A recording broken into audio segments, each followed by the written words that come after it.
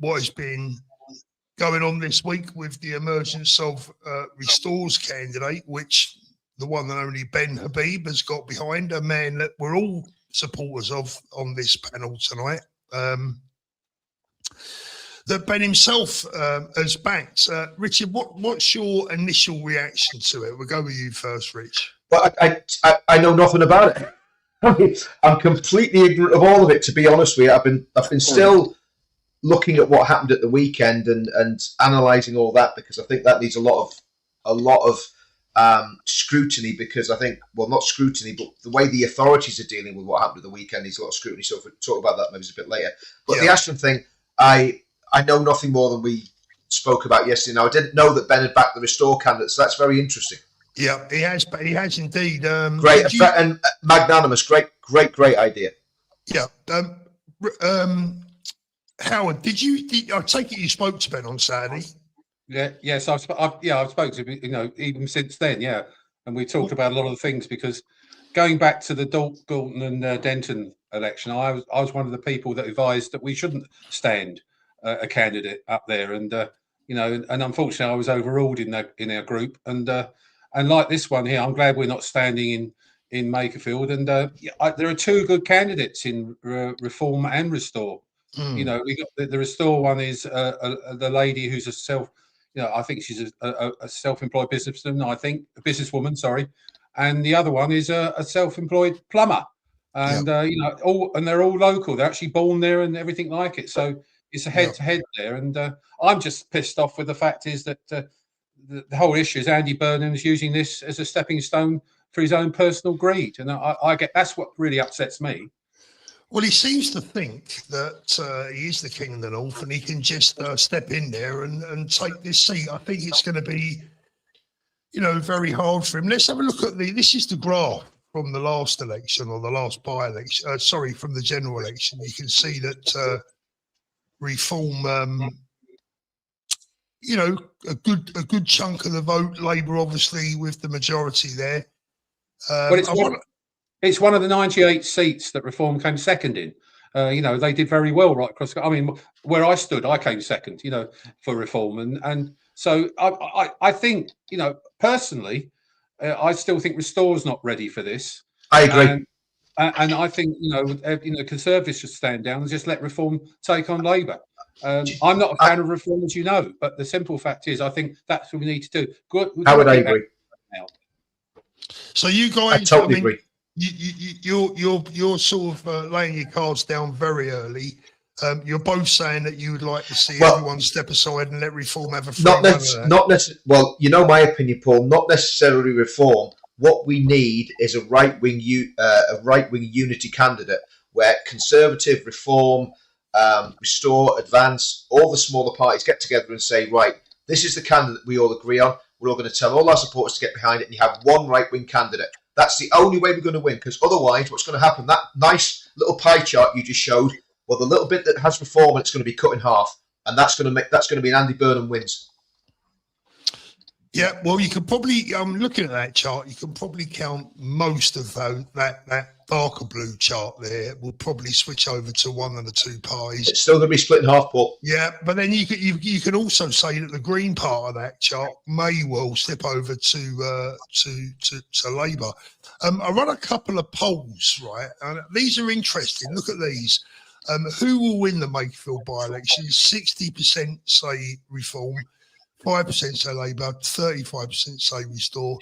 This one's probably more interesting, actually. Let me get this other one up. Hold on a second. That's the same bloody one. Hold on. I've got another one here that I did from earlier on, which is also very interesting. Let me just get that up. Yeah, if anyone should stand down, or should they just fight it out and make the best man win? 15% saying Reform should stand down, 30% saying Restore should stand down, and 55% saying, let them fight out and let the best man win. I don't know. Well, look, Paul, let me tell you something, right? Sorry, go on, Howard. I was just only going to say, what is it? What does this mean? The the direction of what happens in this by-election will dictate what prime minister we're going to have, and that's the important thing, the most thing. And I just don't like the fact that the people of Makerfield are actually being used as this thing. It's unbelievable how opportunistic political parties are. Now Labour, we can go on about Starmer, and we can go along about Streeting and Miliband, and we can about Rayner and all these people. At the end of the day, these people are actually being used as pawns to dictate the future of our country, and I don't like that. I'm going to play devil's advocate, guys. So I'm not necessarily disagreeing with either what you say. I'm going to play devil's advocate. I mean, I suppose another side would say, well, everyone's got a right to stand. This is democracy. Paul, I think that's, well, I agree with Howard on this 100%. I agree 100% with Howard on this. I think Ben's right to come in behind Restore and say we're not standing, but I don't think Restore's right to stand either. I think there needs to be a discussion between the Conservative Party, Restore, Reform, Advance, and there needs to be a unity candidate, right? Because in a way, if it goes badly wrong for the right wing of politics in Makerfield, well, then maybe it's a hard lesson that we're going to have to learn early, right? And maybe we're better learning it now. But I think Howard's absolutely got it right. My local MP, friend of mine, he won because he was a unionist unity candidate. When he stood on a party political ticket, he lost every election because the unionist vote was split and we ended up with a progressive politician. That will happen if we don't sort this out, Paul, with your plan. So if you believe in your plan, you should be agreeing with me and Howard on this, right? Because if this is repeated up and down the country and Restore, Advance, all the other parties, Reform, the Conservative Party are fighting like cats in the bag for the right-wing vote, we will lose the next general election. That's how serious this is, Paul, right? This is not a game. And no disrespect, polls on all of our channels mean absolutely nothing. We're not polling the whole population. Exactly. We're polling a little echo chamber of our people, right? We've got to get really serious about this and really scientific, and we've got to get all of these party leaders, including Ben and Rupert and Nigel. We've got to shake them by the throat and say, you guys need to come together to save this country, because it's my kids' future that's at stake. It's your kids' future at stake. I'm getting really wound up by the fighting and the infighting on the right of politics. It's got to stop, and we've got to have unity. We've got to find a way to do it. Howard, do you see any way that can happen? I mean, you know more of these guys than me and Richard put together. You know Howard. Rupert. You know Ben. You know Nigel. Right? You know them all personally. Yes, I do. So there's nobody better place. Yeah, and they know. Howard, you're not leaving my hope of unity. You're not leaving me with a lot of confidence the way you said just that. Yes, I do. Yeah. Well, I've got nothing but admiration for what you're trying to do, Paul, and I'm 100% your honestly laudable objective. But the simple thing is, there is no chance in hell that Nigel and Rupert will get together. Those two hate each other. I mean, Nigel, and his party, accuse him of having dementia. They accuse him of abuse. They have all sorts of things that are going on, but they threw him out of the party. I do have hope for Advance and Restore coming together. I really, really do. And I think deep down, Ben will be one of the ones that's going to make that happen. This thing about supporting the Restore candidate, publicly in Twitter, and you probably saw Rupert's response. Thank you. That's really decent of you, Ben. This is the first stage, or maybe the third stage of about a 10-stage process of us coming together over the next couple of years. Yeah. The thing that is very worrying, as I keep saying, is what happens in this by-election dictates the future of our country. And that's why with Richard, I'm with him totally. We have got to bang heads together. People like Nick Tanconi, he's been saying good things, I think, really coming together. Really good. The problem we have is Nigel Farage. I'm sick to death that this is a guy that I believed in. He was a friend 15 years ago. I first met him. And then, about 10 years ago, I worked closely on European elections, and I wrote some of the transport policy for when he was in the European elections. We got to know each other. I've been pissed with him. I've had meals with him, and it was only just 2 years ago. We met up again. We had a nice lunch together. We talked about his son's boat, his bass fishing, and all that sort of thing.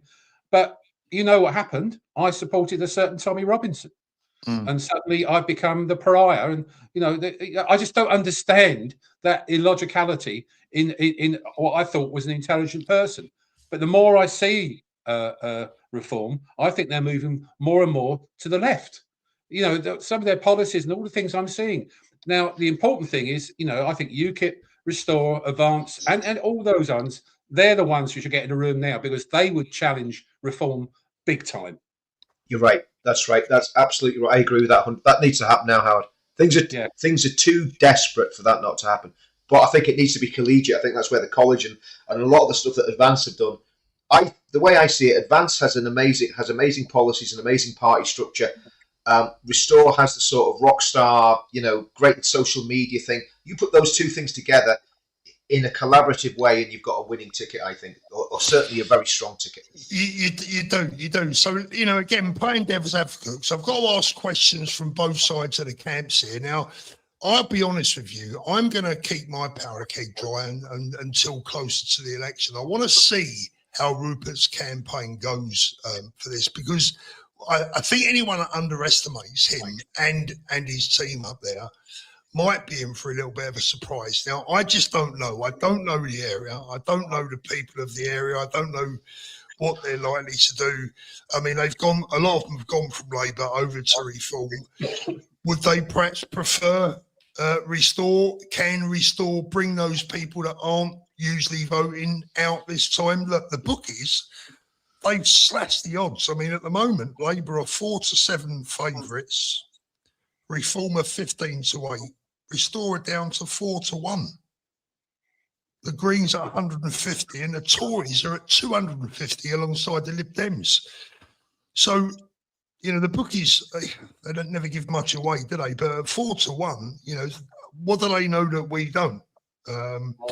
Look, Robert Kenyon is the Reform candidate, a very good candidate by all accounts. Let's just have a quick look at both the candidates and what some of the people up there have to say about the situation. This is the Reform candidate. I was born in Makerfield. If I was elected, I'd be the first person born in the constituency to become the MP.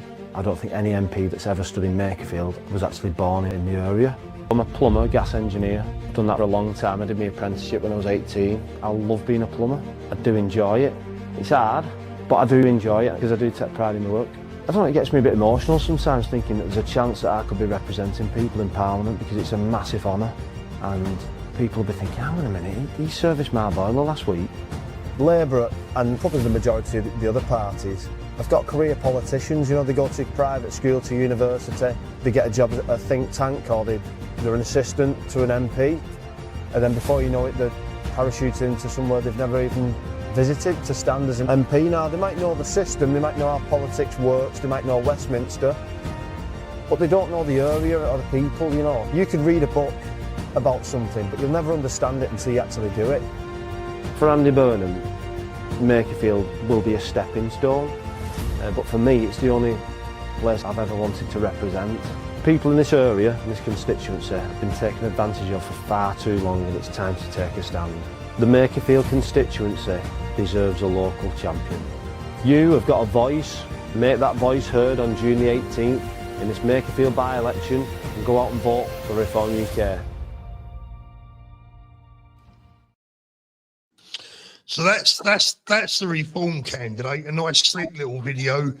I have to say, by comparison to what I'm going to play now, it's frankly in a different league, to be honest with you. Let's play Restores. I would say a common sense party with a trustworthy leader who cares about his people, his constituents, doesn't try and lie about anything, and just really wants the best for the people.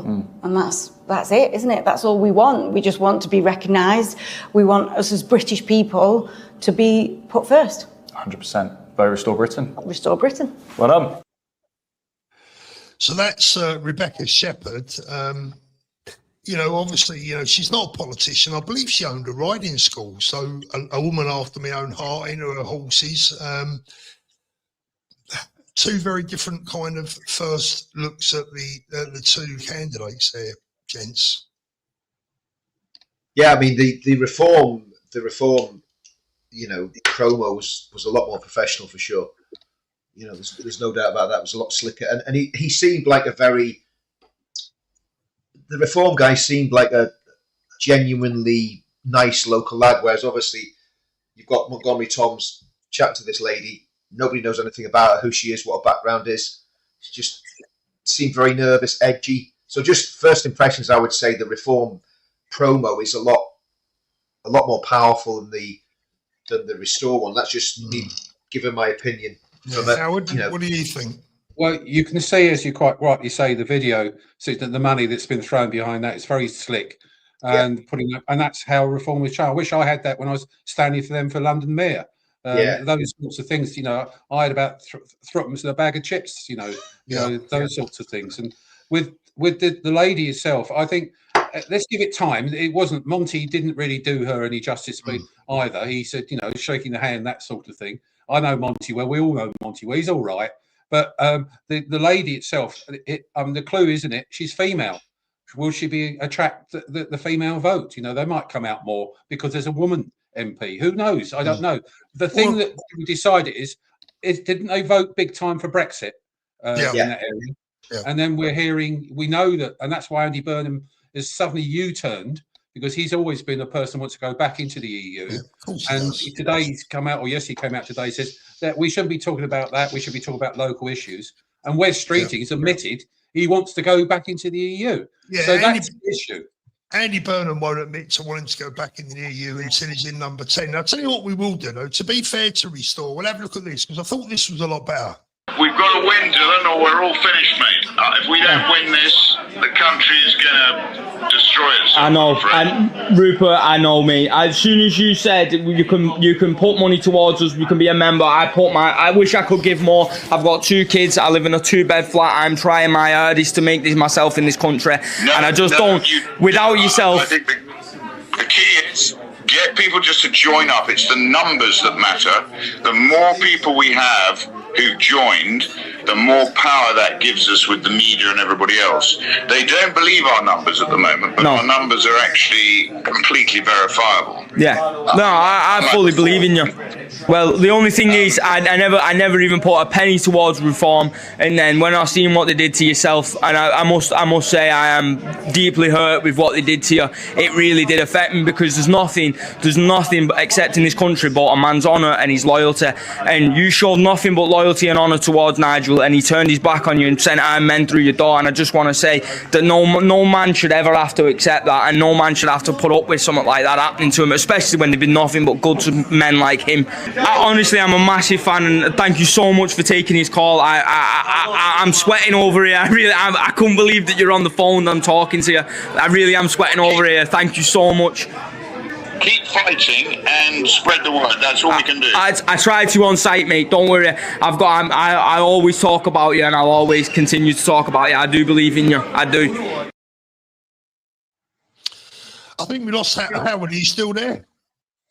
Yeah, I'm back again. Can you hear me? No, yeah, we just lost your camera. That's all right. I can still hear you. We've just lost your camera. That's all. I mean, look, that sort of approach could well attract the average everyday working man on the street. I don't know. I mean, I've called this video "The Winner Takes It All," and if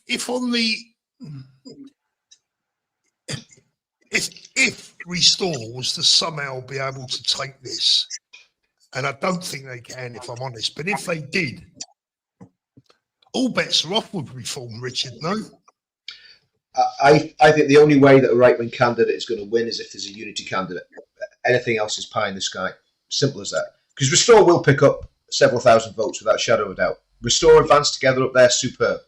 But what we really need, and it has to happen, and somebody has to be able to do it, there needs to be someone with a strong enough will and personality to bring everybody together and give Nigel a big slap round the back of the head, because we know Nigel's the problem. There wouldn't be, if Reform was what it should be, there would never have been Advance, there would never have been Restore. Absolutely. We would have had a really and look at Howard. Howard is a man that I absolutely have the maximum respect for, right? I mean that, brother. Ben Habib, maximum respect for Ben Habib. All the people that left Reform. Rupert Lowe, maximum respect for the man. You know, despite me spitting my dummies out and saying all sorts of nasty things before, but you know, we can get it wrong and admit when we get it wrong, right? So the reality is, Nigel is responsible for this mess that we're in, and if the right loses the next general election because of Nigel's intransigence, whatever's going on with it, is he bought and paid for? Who knows? Doesn't matter. Whatever reason he's behaving like he is, you know, whether he's got this uncoronated king syndrome, whatever it is, we need to find a way of having unity on the right. That's why what you're doing, Paul, is so vitally important. Well, I appreciate that, boys. But I mean, let me tell you. Here's one of the things. Like David says, she's going on the Dan Morton show. Paul, can you not pull some strings and get out onto your channel? I contacted Restore immediately yesterday, or the people that I know at Restore, and put that forward. And the reception that I got was very lukewarm. I've got to say, you know, it wasn't. Well, Paul, there lies another problem, because you told me it's not the first time you've told me that. Yeah. You know, and I think. From an Advance point of view, Advance have got to be very, very careful not to just throw a lot in with Restore unless there is some reciprocation. So if there's a complete disrespect and dismissiveness, then that is also a problem. Well, you know, so. Yeah, I was going to say, I mean, look, Richard, if they don't like me or my channel personally, that's absolutely fine. I've got no problem with that, you know, because, you know, we didn't get off on the best of foots, right? So I would get that, no problem, okay? But they need to be going on to the other channels, you know, yours, you know, go up, get Howard up there and speak to all different people, and, you know, Jeff Taylor, Maya Tuzi. You know, this girl is going to need a lot of publicity, because they're not going to get any mainstream media publicity, are they? Now, I think they're going to rely on knocking on doorsteps. But as I was saying to John yesterday, the ordinary guy, John, it's a lot of doorsteps to knock on. You know, where are we? 76,000. Yeah, but one of the things that we got to understand is that I noticed that GB News and Talk TV have both mentioned Reform's candidate, and they've not mentioned Restore's candidate. And you know, that is what we're up against. It's what Advance is up against. And they are mainstream now, Talk TV, but Talk TV and GB News are Reform propaganda channels.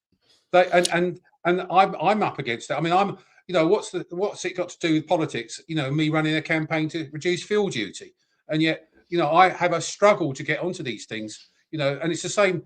Last week, actually, there was a column.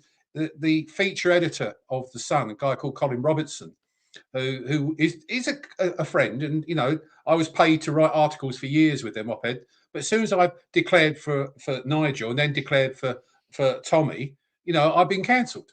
And there was an article he wrote last week about the fact that you know, old Tommy's, you know, moaning about the fact that they're not getting this, that, and the other, and it's an attack on Tommy in the article. It wasn't about the fact that millions are going to come together to actually highlight the fact that Starmer is such a wanker, yes, and that he's so divisive, and all the other things that he's done. And you saw Lammy and Starmer coming out with the comments about, you know, they don't come out with those comments, do they, for the Palestine thing? They didn't meet up with the police at Lambeth Police Station, all the senior, including Starmer, to talk about what was happening. They didn't do that for the Palestinian things, but they came out with that, and the implication was there was going to be hostility and violence at Tommy's rally.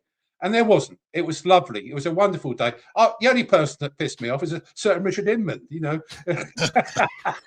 I'm just an ignorant get. You know me, Howard. You know, I'm pulling your plug. I mean, I saw what you were doing. That point, you had your megaphone there. You were holding the crowd there, and you were talking to that policeman. And some big 6'4" arsehole comes up to you and says, "Hello, mate. How are you?"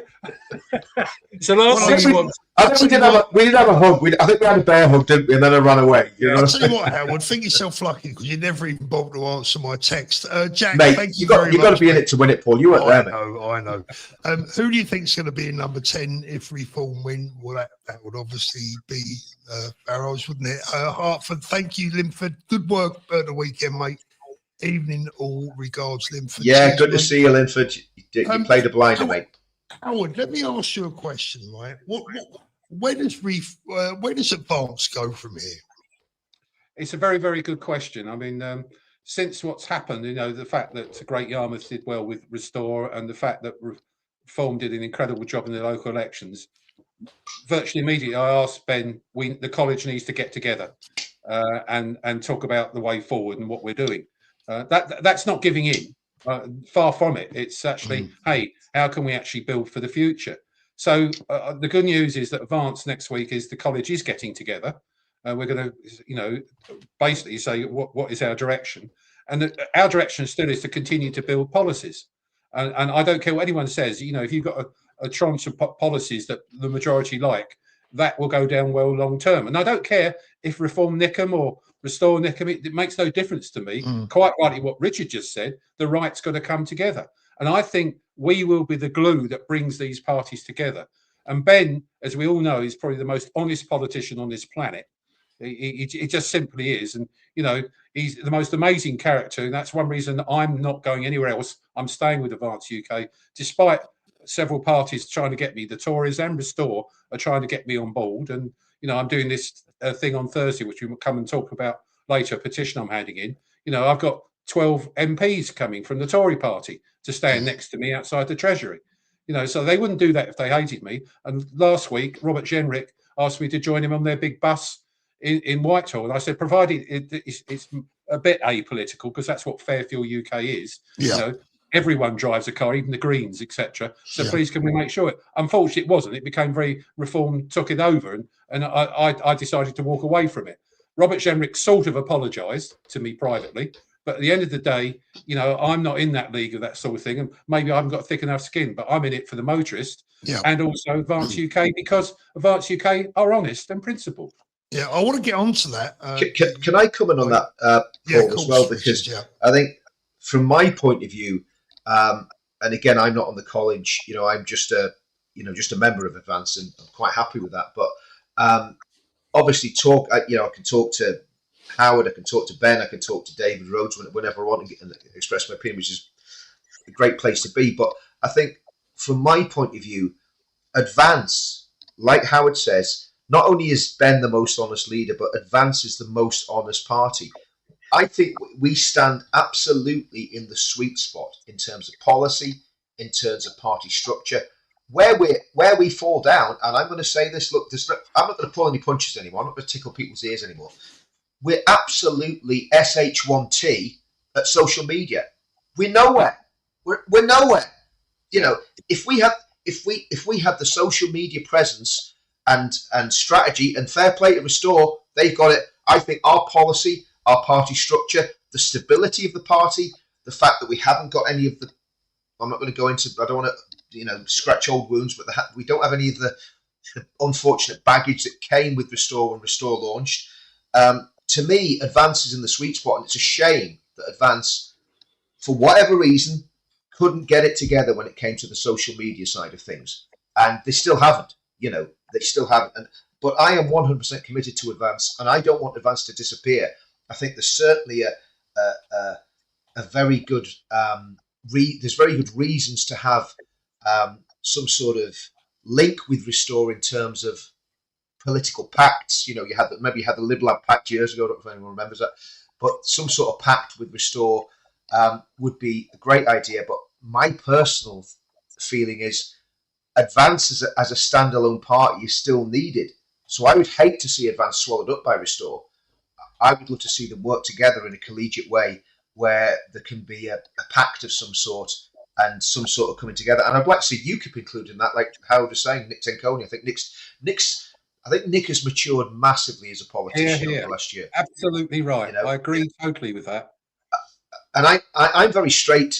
If I think someone's not doing things properly, I'll just say it. I think Nick is. I think Nick is playing. Yeah, that's a difficult one to work out. But I think Nick's doing really well. I think Ben's great, and I do like Rupert, but I'm very worried about Advance just folding and saying, "Okay, we'll just join." No, here's the bottom line. Here's the big question, right? This is probably the question that everyone's going to have on their mind. Can both Restore and Reform stand at this forthcoming by-election and still win? One of them still win. Can those two parties beat Labour in the third place? Well, they wouldn't necessarily have to beat him in the third place, would they? But can they both stand and still win? One of them still win? I don't think so. No, I don't think so. No. I think that, you see, the interesting thing for me is just going back to the Advance UK thing you were mentioning about them. It's sort of just they swap positions. We were the political party, Advance UK, and Restore was this movement. Now Restore has become this big political party, and people are talking about them, and they have an MP, and they have, dominate Great Yarmouth, and they're getting all the talk. Advance UK is, in my opinion, is becoming a think tank. And I don't mind that for a period of time, provided the policies. And that's where I don't think we'll disappear. I mean, Ben's assured me totally he's not going anywhere. Good. He's put a lot of money into this and his personal, efforts into this. And going back to your question, Paul, regarding, whether I really don't know how this is going to go, but I don't think Labour's going to be smashed into smithereens. I think they may come second, and to Reform, in my opinion, and I think Restore will be third. That's my prediction, and the Greens won't be far off. And that's the way it's going to go. And the worry about it is, it's good for Reform in the sense that, this keeps them going, keeps their momentum going in the polls and everything. Oh, that's good for them. But imagine if Reform lose to Andy Burnham. That's the issue for me. I honestly think, it'll be a very close run thing. And if Andy Burnham, because he will be our Prime Minister, of course, then, because 60% of the Parliamentary Labour Party and the NEC want him, even the NEC, which turned him down recently, they want him now to be their leader. West Streeting doesn't get close. Yep. So is the question, and the reason that's a worry, the reason that Howard is, if I'm not speaking on your behalf, Howard, but if I'm getting inside your head and thinking like you're thinking, Andy Burnham is a politician that could win the next general election. Yes. Because he's charismatic. I don't believe he's a man of the people. I think he's a wrong one, like all the Labour Party. I despise the Labour Party and the left with such venom. And I think Burnham's he's just another one of them. He's just one of them. But he's just better at it. He's better at it. He's got better PR. He's got better branding, better street credibility. Yeah. But he's a wrong one, right? So that's why I'm worried about Burnham, because if Burnham becomes Prime Minister, we could be looking at another. Can you imagine it? Another 7 years of Labour running this country. Can you imagine that?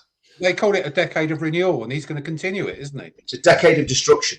So the gamble for Rupert then. So I mean, we can look at it from both sides. I've already said that if Rupert was to somehow come in here and manage to win this by-election, it would send shockwaves throughout the entire politics. Okay, so let's look at it another way.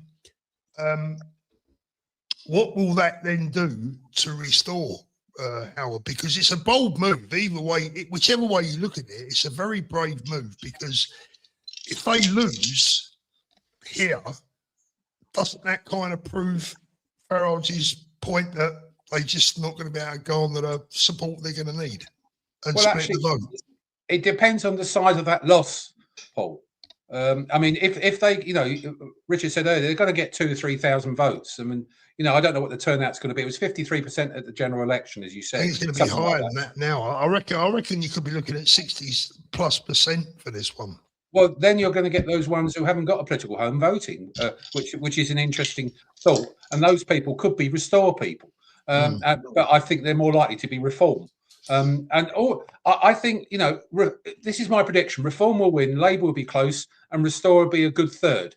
And the rest probably might lose their deposits. That's just the way it will probably end up being. I don't think it would damage Restore too much, because he's an MP don't forget, he's still got his seat in there, and he's still got the older Great Yarmouth. And I think they're building right across the country, and they're putting a lot of money into branches right across the country at the moment. And I think, again, it's in their interest that we don't have an election too soon. I just want to see Starmer to stay in place for a bit, because I think the rest are worse. Yeah. And I hate Starmer. Yeah, Starmer is the gift that keeps on giving, because he's just so not in touch with the population. So he would lose the next general election. You know, anybody could win the next general election. I did a talk up in Doncaster recently. You know, a local advanced branch group out there. And there's only about 35 or 40 people there. And I went up to Doncaster, and Ben did something down the line on Zoom to talk to them and that sort of thing. And we were all asking questions. And I asked him a question to Ben direct in front of them. I said, what do you think of Starmer in terms of, do you think we should stay as Prime Minister? And Ben said, yes, please.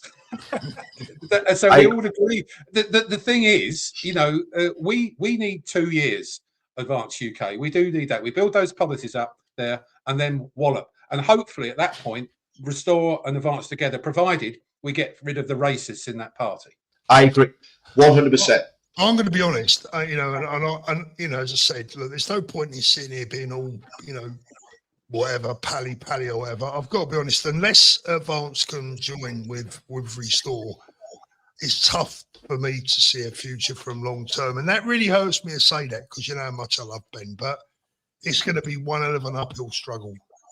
Yeah, but I think I still believe Advance UK could get anywhere between 5 to 15 MPs, and it's a building. That's the way it works. So you look at the way, you know, Lib Dems went down, the SNP went down, they all come up, you know, and you know those sorts of things. And maybe with say 10 MPs, we could help. Actually, I think it could be close to a hung parliament, and therefore we might have a voice. You're dead right, Paul.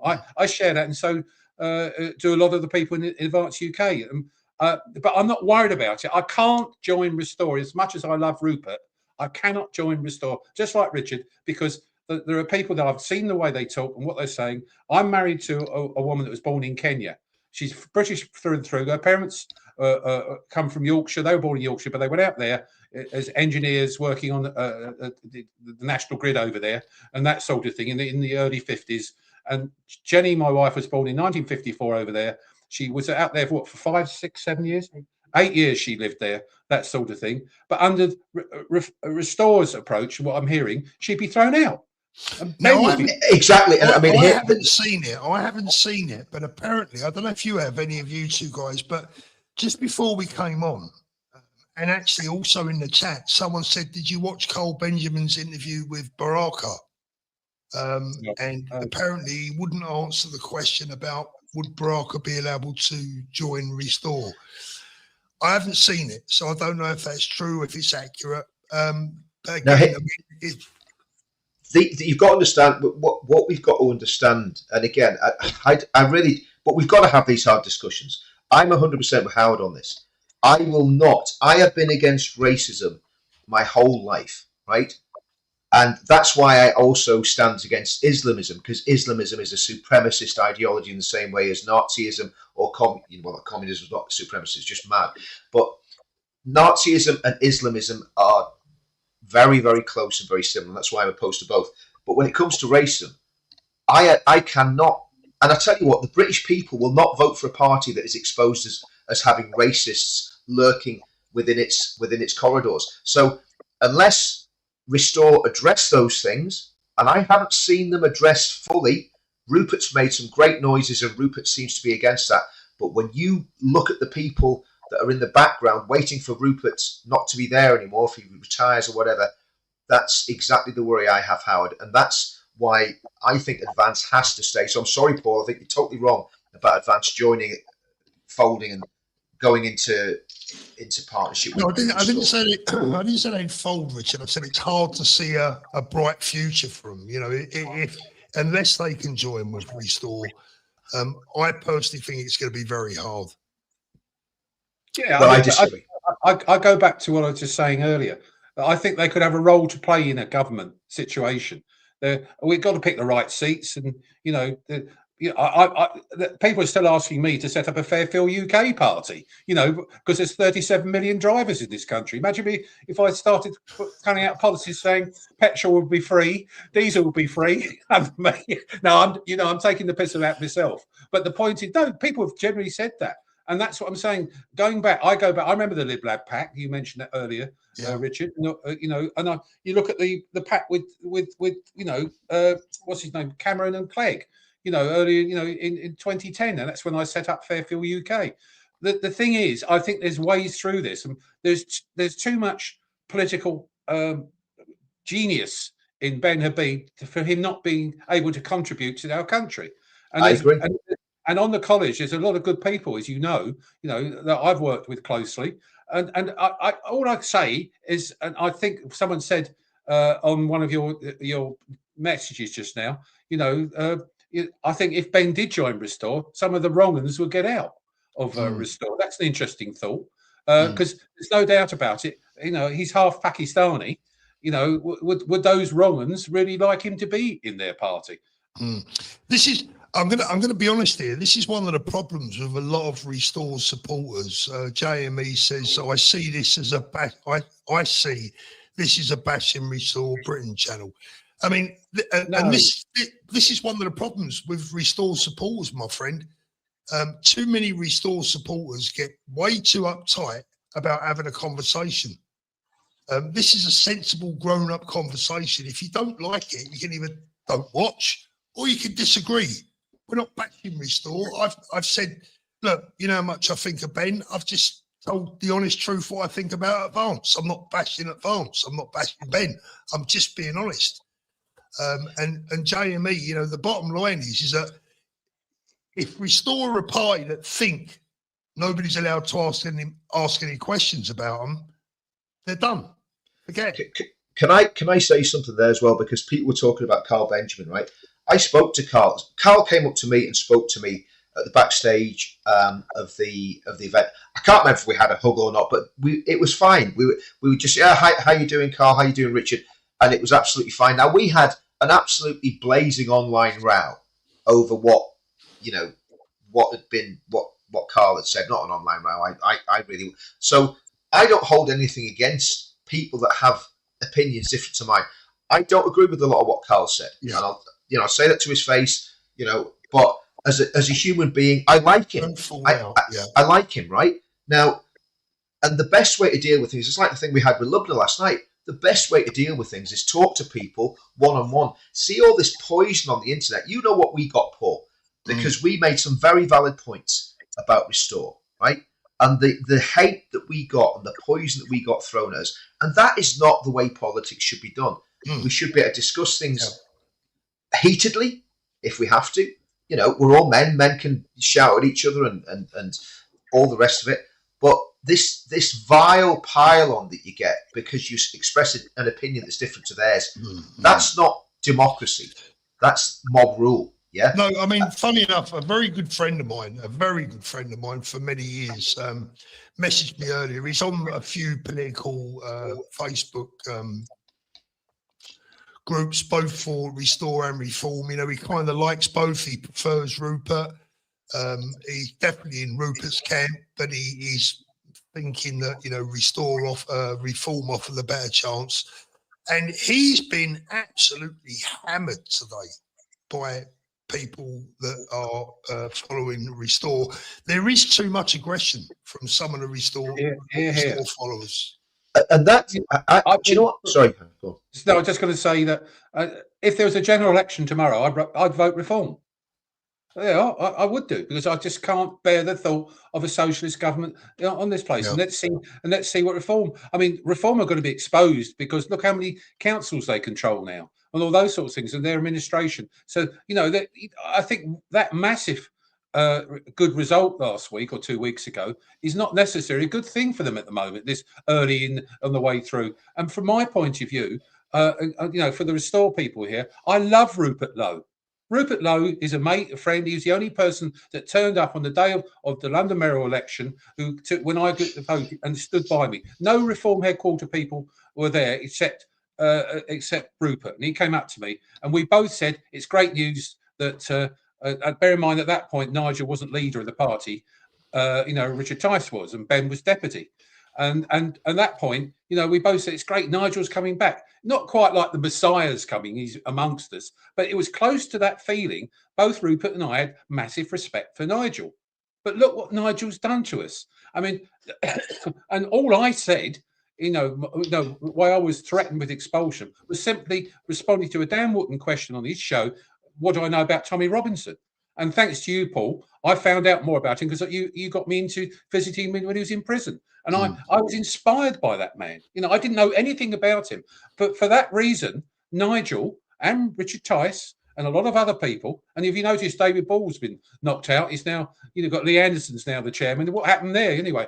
But it's just a party full of people they throw under the bus. Here's the thing, Rupert. Here's the thing. You found out because you was brave enough to go and find out for yourself. Yeah. It was like that. I said, who is this man? Because my answer to the original question was, I don't know him from Adam. But I do know what he's done in terms of highlighting the child rape gang issue. And anyone giving credit to that when there's 500,000 kids in this country being raped, systematically by Pakistani rape gangs. I'm sorry, I'm going to say it. I'm sorry, I'm going to put my hand and shake his hand. And I get a bit peed off with Tommy now because he's impossible to get hold of, to talk to and all those sorts of things. But that's life. I mean, he's a superstar. I'm not. And and yes, you are, Howard. You're a superstar as well, mate. No, Richard, I'm not, mate. You are, and I don't want to be. But the thing is, the issue is Nigel Farage has changed completely to me because he was, for me, the answer to this country's future. And I'm afraid he is completely not the answer to this country's future now because he's so selfish. And we've seen the 5 million. Someone give me a £5 million pound or dollar, whatever it is, gift. Oh, for Christ's sake. And then there's the 1 million gift which went to Boris Johnson and him, regarding Brexit, to stand down 319 reform, potential MPs, to get a free run for Boris. Those are the sorts of things I think stinks. You won't get that with Ben. You won't get that, and I don't think you get it with Rupert. But I'm concerned about the ethno-nationalist thing. That's the thing that's giving me the problem. I thought that's died out a lot over the last few weeks, but we'll see. Let me just get through one or two of these. Yorkshire Tea, just tuned in on my bed with my mate's little dog snuggled up. Just wanted to say a big thank you to Richard. Please do not retire. I don't think there's much chance of that. Richard to go out on his shield. Julie, good news. Congrats, Sharon, on your new grandchild. Well, beautiful. Absolutely massive congratulations. Nick Griffin will be better than Keir Starmer. For God's sake. M. Sunnycliffe, Paul, just want to say, I agree with you more than anyone. You see things as they are, not how we might want them to be. Support, promote, support. I appreciate that. Thank you very much. Come on, Paul, you've got a picture taken with that guy. How much did you pay that guy to make that comment? You see how the picture with the arm around it all, You never know. Lots of football news today, guys. Arsenal are Premiership champions. They've Bournemouth won. Bournemouth beat Man City. No, I think it was 1-1. That's the last I saw. But that gives Arsenal the title. Oh, that's good news because Arsenal play my team on Sunday, Crystal Palace. So. And then we got, I don't know how the other games going between Chelsea and Spurs. If someone can let us know, because that's a massive game also involving relegation, involving the relegation. Before we go, and I've got one or two other things that I want to quickly chat about, but tell us about what you're up to with the Fairfield UK and the latest thing that's going on in your life, because I know you're always so busy. Yeah, well, you may have noticed we got a Chancellor's Checker called Rachel Reeves, who is clueless beyond belief. She did work in a bank and she did run things. She's incredibly intelligent. I'm talking through my Pinocchio nose. Yeah, she is actually promising in August, in the autumn budget, to restore the 5p cut that Rishi Sunak put in back in 2022 in fuel duty. I've been campaigning since 2010 and I've managed to get a 10% reduction in fuel duty in that time. She wants to turn that around. Now, let me just say that we're in a massive cost of living crisis and fuel is at a level now. You're seeing diesel at £2 near us, damn it, on average. And you're seeing the Middle East crisis impacting on that big time. 40 other countries, guys, have cut their fuel duty, and that's including Germany, Italy, Spain. We're not doing anything. And she's going to come out this week. And I've been told by a Treasury internal good source I have in there that they're going to actually say they're going to cancel the autumn 5p increase, which, great. But that's not going to solve our problems. We need to cut fuel now. And, and she's just enjoyed £300 million extra of VAT because of the Middle East crisis. And we have had to pay drivers an extra $3 billion to fill up our cars in the UK. And she's just sitting there enjoying all aspects of us suffering. So what I've done is I put a petition together, and we got 150,000 have signed it in 6 weeks. Wow. Which is, I'm delighted about. And I'm going to be presenting it to the Treasury on Thursday. Between us lot on here and your viewers, originally Kemi Badenoch and Mel Stride were going to actually asked could they come along to it. But because of what's happening at the moment, they didn't do so well in the local elections. They decided to drop out of this and focus on their problems with their own party. But I've got about 12 MPs going along. They're all Tories. I've asked Robert Jenrick to come along, and I've asked what's his name? The Lib Dem. Ed Davey, the pirate, pirate of Penzance. Yeah. and I've asked every party leader to say, can you come along to it? And something like 3,500 of my supporters have written to their MP in the last 24 hours. Could you go support this? So we're delivering this thing, and it calls on 3 things, Paul, Richard, which is 1, make sure you promise to to not introduce the fuel duty rise back in August. Secondly, remove the VAT from the fuel duty itself. That double taxation sickens me. It's so dishonest. That would save 10p per litre. And the third thing is actually, why not promise in the lifetime of this Parliament to keep fuel duty frozen? Yeah. Can you imagine what that would do to the economy, inflation, you name it? There are businesses going bust. There are old age pensioners and people who've got cancer treatment can't afford to get to hospitals, all because we are the most expensive, the most highest taxed nation in terms of drivers. And so that's what I'm doing. I'm delivering that, and I just appreciate if anyone wants to come along on Thursday morning at 10:30 to the Treasury. There'll be lots of photographs and lots of media there taking pictures of us delivering 150,000 signature petition. So please come and join us. And if you haven't done Ask Your MP yet, please go to my website, fairfueluk.com, and you click on the top button, and you'll see that would take you to a thing which asks your MP something like, ask the question, will you support and go to the Treasury with Howard Cox and other MPs to ask Rachel Reeves to cut fuel duty? And that's what we're asking. Howard, sorry, go on, Rich. No, go for it. I want to ask Howard a question here, and obviously, again, if it's outside of what you deal with, just that's fine. But we've got a massive, big petrol station just off the coast of Aberdeen there, and I believe that nutcase Miliband has managed to push through a complete ban on any drilling for the next 10 years or something like that. Is that right? Was that the Queen's speech about the North Sea? Yeah, I mean, existing oil fields are still going to be worked, but no new fields are going to be opened up. And they're capping all fracking fields in the whole of the country as well. They put concrete over them now. And the irony of all this is that we get our fuel from Norway, and they're actually tapping the same potential wells that we could be getting. They're taking our oil, and we're allowing them to. We're sitting on about $1.3 trillion of wonderful oil and gas, and it's disgusting. And we could halve our energy bill. We could all that sort of thing. We could be self-sufficient, and we could sell the bloody stuff abroad as well. We'd be totally and utterly, and our economy would boom. Norway is booming because they're flogging the oil to us. And Howard, do you know what we were going to do? Me and Howard were going to do a stream a few weeks ago, and I think we need to do, because Howard, I want to really forgive the pun, drill down into this, because sorry, Paul, but that's what we're called. There's no Bob Monkhouse. I'm going to call it drilling Howard, right? so, so drill, baby, Worse. drill. So drilling with Howard. So basically, I can't stop laughing now. anyway, I want to talk about oil. I want to talk about oil and everything that goes, oil and gas and all the rest of it, because I think that is an absolute, it's just such a massive own goal for the Labour Party. They're insane. Ed Miliband is an absolute madman. He's insane. You just got to look at the guy. He's crazy.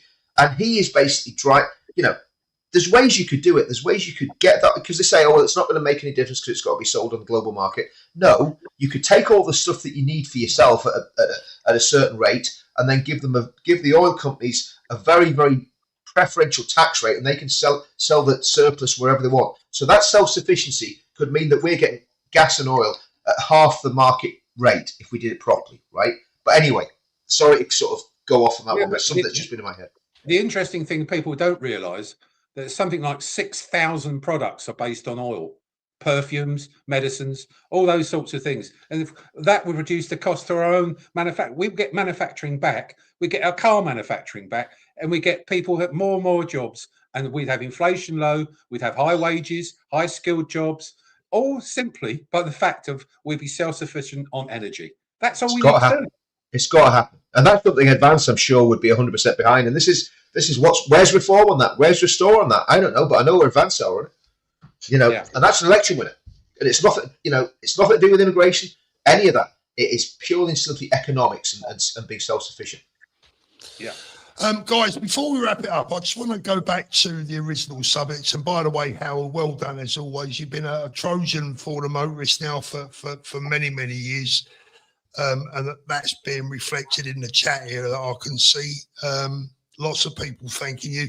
Before we go, just going back to our previous, look, this is where I stand. For the moment, we're 4 weeks away from that by-election. I'm going to sit back. I'm going to keep my powder keg dry. I'm going to sit back, see how this plays out before I sort of say, yeah, this is what I'm going to do. This is where I'm at with it. For you guys, you're coming out early, yeah? Yeah, I think there needs to be. Well, my it's not going to happen. What I want, I think there needs to be a unity candidate. but the point is, if there was, we'd win it. Whoever that unity candidate was, and that shows the disgusting state of politics. I mean, I'll tell you how far we are away, Howard and Richard. I'll tell you how far away we are from that happening right now. The discussions that I'm going through, right, just to get everyone to agree on the need for everyone to register to vote. Yeah. If those discussions are anything to go by, the chances of a unite the right candidate standing is less than zero. Well, that's why Advance needs to remain as a political party. I don't care what people are saying in the comments. Advance must not fold. It can have pacts, it can have whatever, but it mustn't fold. It mustn't. You see, it's interesting because you're absolutely right, Paul. I mean, as far as I'm a believer in compulsory voting. Even if, I really do. The Australian system, even if you spoil your paper, your ballot paper, even if none of the above is a box, that sort of thing. But there are, we know that there's something like 45% of this country are politically homeless. And that's the ones we need to take on board. And that's my message to Advance UK and my colleagues on the college, is we should appeal to them. If we can convince them, hey, there is someone that actually will do something with common sense and support the majority. I think that's the way to go. But we need time. And at the moment, we don't have time. I tell you, can I say something else on that, Paul? Just on the Advance thing. We don't just need time, we need Tommy. If Tommy fully, and I know Tommy doesn't want to do it because he's, and I get it, I get his reasoning, he's working on UTK and he wants to be independent and be able to, try and bring people together that way, and that's really good. But if Advance UK got the full support of Tommy, it would make a massive, massive difference. Because there's something about Tommy that, me and Paul were talking about this the other day. There's something about Tommy that none of us have. He has, and I was listening to Kev Carroll's interview about him, he has a charisma that is magnetic and attracts people. I just piss people off all the time, right? But Tommy's got something that really works, and if he could be just controlled a little bit and basically, get behind advance, I think that would transform things. And there's 2 or 3 years to do that. I think Tommy wants what we all want. He wants unification. Of course, yeah. He wants unification. And I was delighted to see him talking about the need to register to vote. I mean, Hazel says, how can anyone be against people registering to vote?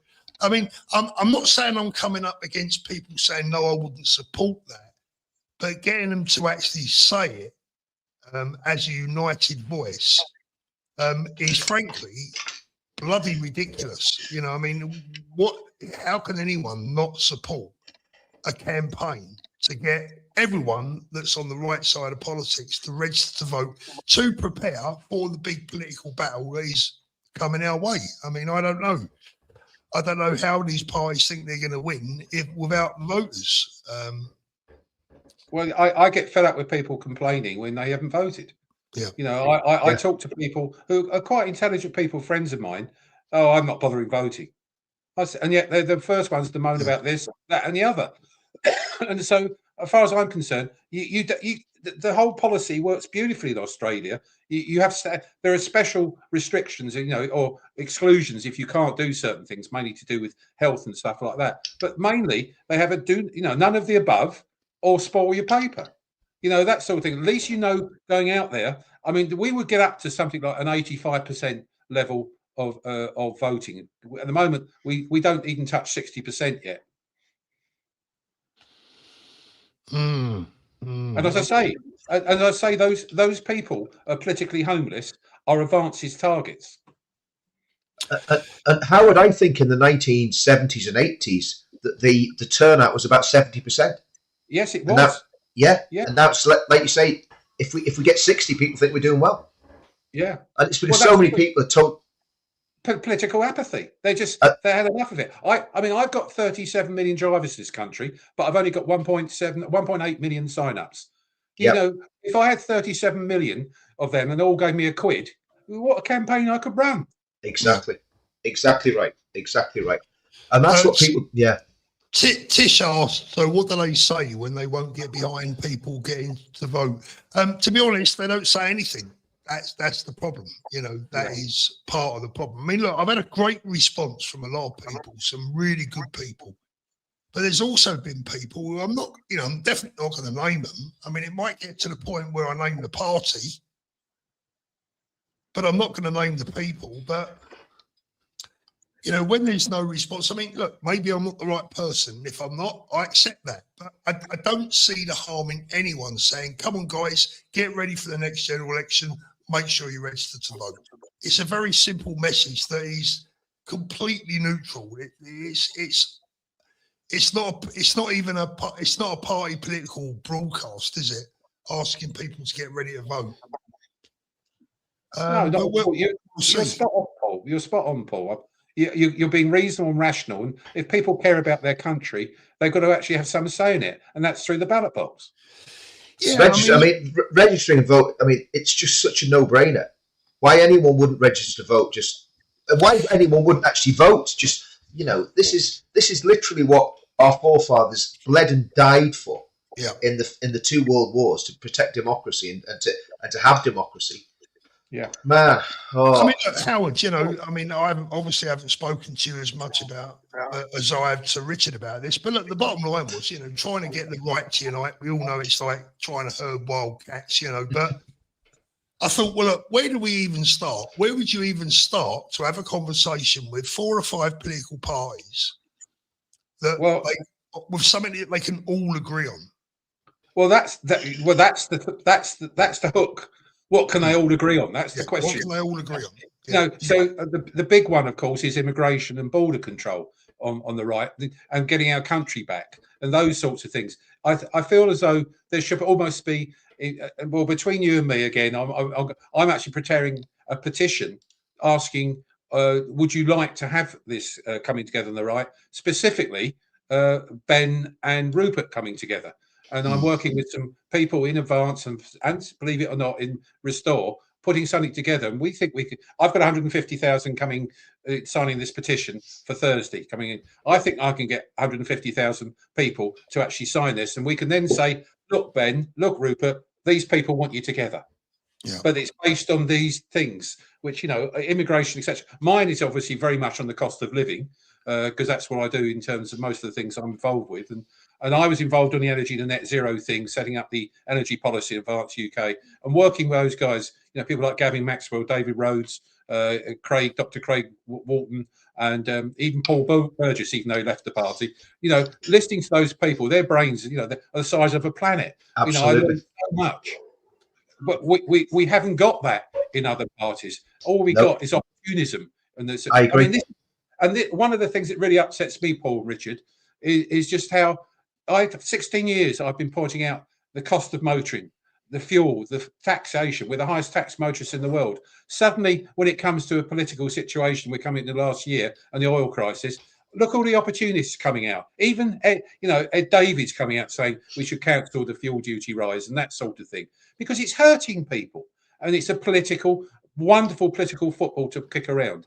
You know, and Rob Jenrick rang me and said, Howard, you've been very successful and active in helping the motorists in the last. And I worked with him when he was Exchequer Secretary in 2018. We put together Pump Watch together. He asked me to write a paper when he was Exchequer Secretary, and I did that. And he loved it. But he's got a lot of respect for me. But I said, I'm happy to support reform and your fight for calling a cut in fuel duty, but it's got to be apolitical. Because there are 37 million motorists, and this is your point, Paul. What can they reunite around? Yeah. And that's what we've got to get. And don't forget, there's another big thing, don't you? Egos. The egos. That's the biggest problem. Yeah.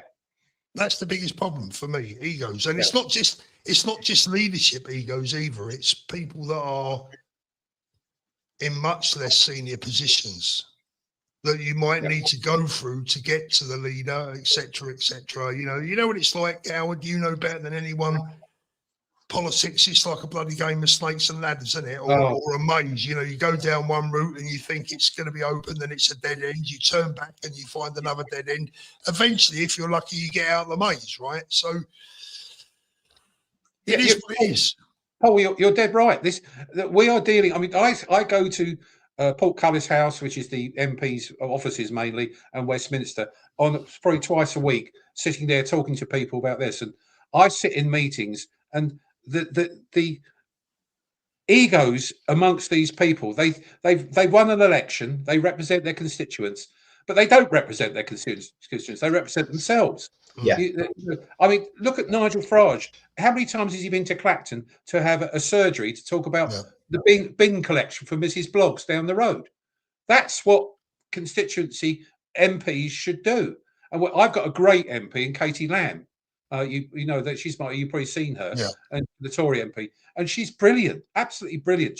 She's really in touch. She's young, energetic, and cares about real people. Unfortunately, I don't believe a lot of people reform hierarchy, and bear in mind the leadership consists of two people. That's Youssef and Farage. They run that show. Whereas with Advance UK, we have a say in it in the college. We generally do. You know, there's 15 to 25 of us. I can't remember now in the college, and I think there's more. I mean, people like who am I talking about? Anyway, but we actually, when we say to Ben, you can't do this. I mean, I've called for us to get together, and Ben's agreed. We're getting together next week. You know, for our direction. You imagine saying to Nigel Farage and say, "Oh, can we have a meeting now to discuss our way?" He said, "No, you don't need to worry about that." Howard, and that's why I think advance is still massively important. We had a setback in that last by-election. The timing. You're absolutely right. The timing was absolutely wrong. We shouldn't have done it. But we. Sorry, I'm just seeing this text. Give them all a load of mushrooms and get them to sign the agreement. Yeah. Not a bad idea, that, Jenny. I think let's do that. I'd like to give a whole lot of some toadstools. You know what I mean? But there was a message there a minute ago. Sorry, guys, if I've been a bit quiet. I mean, the chat is very heavy tonight. We've had nearly 2,000 people watching live, which is brilliant. Another great audience. One of the comments was about getting Andrew and Ben together. But from my from my knowledge, talking to both, I'm not sure that Ben and Andrew particularly get on well, do they, Rupert? Andrew Bridget. Andrew Bridget. Yeah, there's a bit of history there, but I think it's solvable.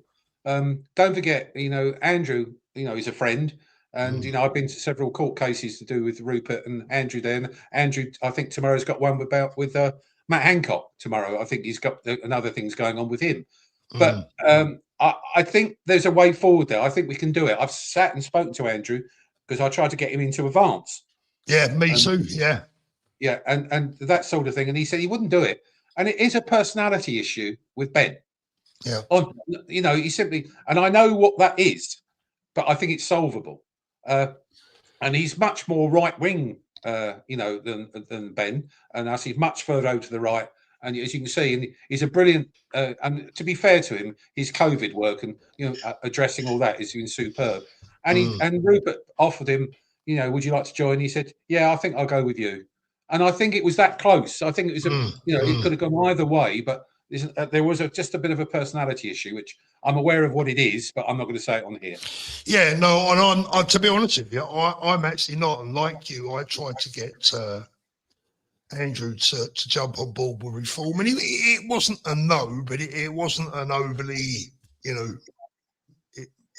I didn't really get the vibe that it was going to happen. Charlie, thank you, Charlie. Paul, what do you think of Reform's candidate? Yeah, I mean, looks good.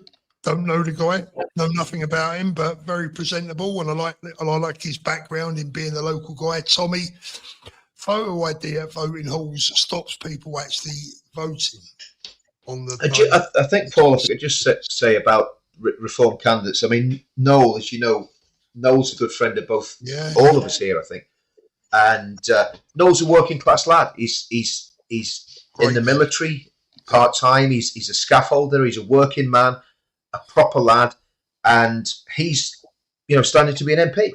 And Steve Beattie's another guy who's doing amazing things up in Oxfordshire for Reform. So I just think we've got to try and find a way of bringing all our friends together. In a way that means, and I still think the pledge has a lot to offer as well. Yeah. And yes. It's just I've been so busy doing stuff for Tommy's big jamboree in Parliament Square. That Richard, well done, mate. You what you've done and that sort of thing. It's not all of you well bloody done, but I know how hard you work and that sort of thing, and I understand why it's difficult to communicate and getting things through to little old me. But mate, exactly. I'm very proud of what you did. Well, Howard, and I always say it is literally like I am one small cog in a very big machine that does that. There's about 10 of us all working at the same rate and pace, and it's like the stuff that's put against us by the authorities, and working with the police, it's not easy. It's like, it's always challenging. So there's a lot of stuff goes on, but thank you for that, Howard. And again, thank you for what you do as well. I know it's getting a bit of a mutual appreciation society, but for what you save people literally billions of pounds, Howard. And I think people that are watching this have got to understand the work that everybody on this channel does, because Paul gets a lot of stick, totally unjustified. I know. I don't know if you get stick, but we've all, been at the sharp end of all this sort of stuff. And Paul's the same, doing what he's doing with trying to bring people together. If he could do that, if he could do what he's trying to do, and I think he can. I think if any man can do it, it's Paul. It could save the country. There's huge respect for Paul, and I can, not just from us, but I talk to people. They say, "Oh, Paul Thorpe said this, Paul Thorpe said that," and there's no doubt about it. There's a lot of love out there for you, mate. And thank you. Thank you. No, genuinely, and we've all got our enemies or whatever, all these opportunities to have a go. I mean, I've had death threats, all sorts of things. The Greens go for me, the cyclists go for me, all of these people. And cyclists. Yeah, well, they do. the Lycra Mafia. Yeah. The Green Party are going to come after you with a sharpened mushroom. You know what I mean? It's like I'll tell you what we do know, guys. We're going to wrap it up in a sec, but I'll tell you what we do know. The discussion about the 18th of June and what's going to take in Makerfield. There's a lot to play out. And looking at I've been going through the messages. There are literally a couple of thousand or more messages here. And all I can say is, on the day when the moment comes, I hope the vote is not split like the message board tonight, because boy, oh boy. Yeah. Can I just say, Paul? I was backstage at the UTK thing, right? And I don't know if you've ever seen Matt Legg's channel. He's a ex-boxer, real tough guy, and he does a lot of the sort of, life stories of British hard men, yeah? Yeah. So I'm backstage and I saw Matt Legg and I was like, oh man, it's Matt Legg, you know what I mean? And I went over to him and says, mate, I watch your channel all the time. He says, do you know what, Richard? I watch you all the time on Paul Thorpe, right? So it was like this mutual appreciation. We had a little bit of a bromance backstage. It was this mutual appreciation society. Nice so, Matt, one. if you're watching, it's great seeing you, and I am going to be in touch, mate. Before we go, because I'm a big football man, right? I think the final score at Stamford Bridge tonight was Chelsea 2, Tottenham 1. Can anyone just confirm that? Because I'm going to give you a prediction before we go. I think, let me just make sure that result stood. Can someone let me know in the chat? Was that the final score? Is the game over yet? Confirmed. Yeah, thank you, Sky. I tell you what, Spurs are back in the mix, and I think they've got the tougher game. I think they've got the tougher final game. I still think that West Ham can do this. Right. That's it for tonight. Howard don't care because he's a Palace fan. Well, we're in the final of the European Conference, which is I know, mate. I know the Mickey Mouse thing. We don't care. We play but we've got Arsenal on the last game on Sunday, so that it doesn't matter now. So no, it doesn't matter. They'll be on the beach. It's like it is what it is. But it's the thing, Richard. Howard, you're not one of them Palace ultras at the back of the what's the drum. I see. Hang on, Fulham are 13th, and we're only 4 points behind you. Yeah, we've got Newcastle on the last day. Yeah. Right, guys. Howard, thank you so much. Big superstar, Howard and Richard, both of you. Thank you so much, gentlemen. Really appreciate it. Should we play out with something? I'll tell you what, let's play out with Me Fave. I love this. Ready, guys? You're going to have to ignore the beginning now because it's gone, but I'm going to play out with this. Love it. Right, see you soon, everyone. God bless. Have a lovely evening. See you, folks. See you soon.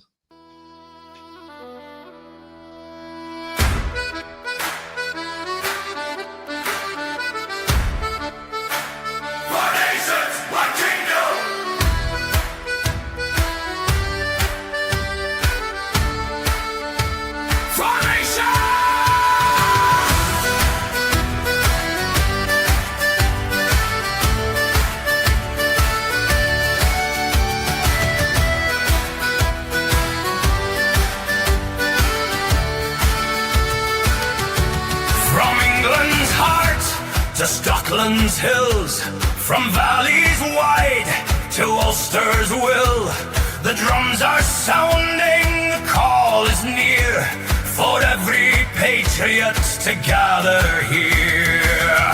4 nations, 1 kingdom, together we rise, beneath 1 flag under British skies. We will not bend or compromise.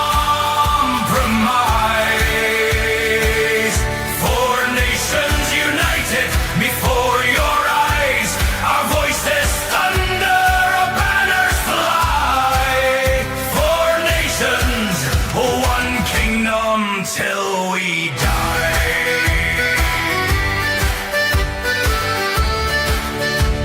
4 nations,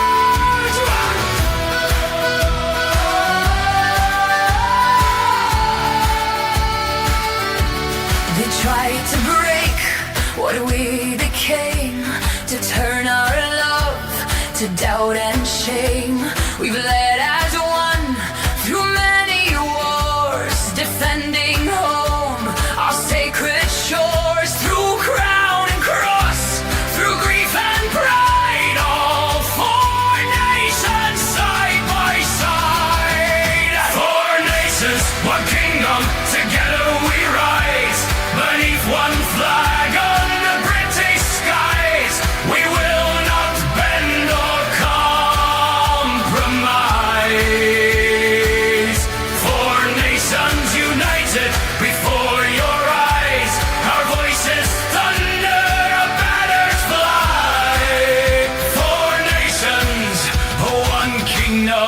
until